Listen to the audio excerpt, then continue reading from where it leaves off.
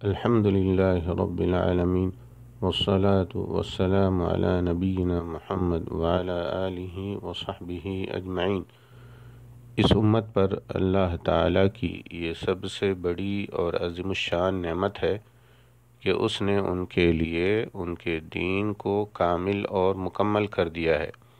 اب انہیں اسلام کے سوا نہ کسی اور دین کی ضرورت ہے اور نہ اپنے نبی صلوات اللہ وسلامہ علیہ کے سوا کسی اور نبی کی۔ یہی وجہ ہے کہ اللہ تعالیٰ نے آپ صلی اللہ علیہ وسلم کو خاتم الانبیاء بنا کر قیامت تک کے جنوں اور انسانوں کے لیے مبعوث فرمایا ہے۔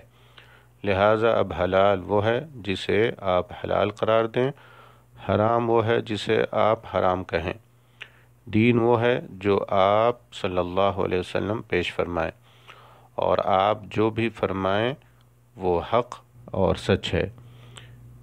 اس میں کذب و شک کا ادنا سا بھی شائبہ تصور نہیں کیا جا سکتا۔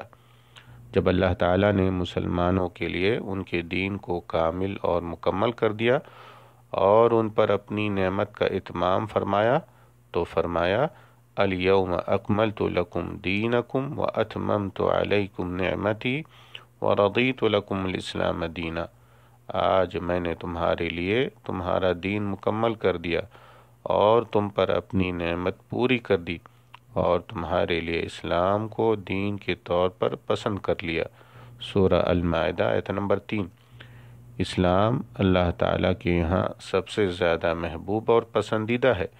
اسلام یہ ہے کہ اللہ کو ایک مانا جائے اور صرف اسی ایک معبود کی عبادت کی جائے، اور ایمانیات کے ساتھ ساتھ وہ عقائد اور اعمال اختیار کیے جائیں جو قرآن کریم یا حدیث رسول صلی اللہ علیہ وسلم میں بیان کیے گئے ہیں۔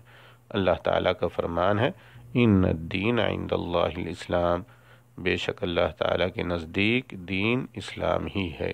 سورہ آل عمران آیت نمبر 19۔ السلام علیکم ورحمۃ اللہ وبرکاتہ۔